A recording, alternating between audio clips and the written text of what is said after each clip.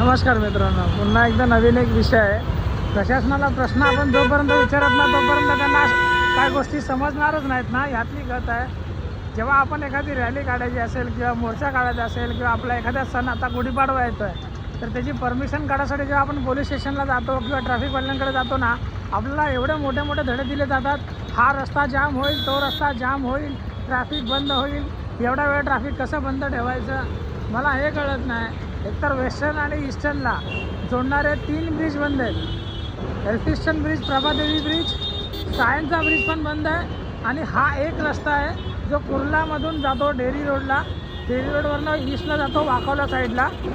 त्या रस्त्यावर एवढं प्रचंड प्रमाणात काम चालू आहे, ह्यांना BMC कशी काय परमिशन देते? एकतर तुम्ही ते 2 ब्रिज बनवून द्यायचे होते, नंतर तुम्ही काम चालू करायचं होतं।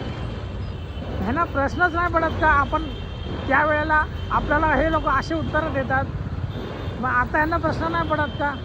यांना डायरेक्ट सगळ्या गोष्टींवर यांना सहाय्य करायला फक्त मोकळीक आहे। बघा, इथे एका बाजूला मेट्रोचं काम चालू आहे, एका बाजूला याच्या सिवर लाईनचं काम चालू आहे, एका बाजूला रस्त्याचं काम चालू आहे। सगळी कामं एकत्र चालू आहेत, म्हणजे माणसाने पार गोंधळून जायचं। अशा नवीन नवीन गोष्टींना किंवा तुम्ही प्रश्न विचारणाऱ्या लोकांना फॉलो करा, त्यांचे व्हिडिओ शेअर करा, जेणेकरून थोडी तरी जे आपले अधिकारी बसल्यात त्यांना थोडी तरी समज येईल, थोडी तरी विचारणा करतील।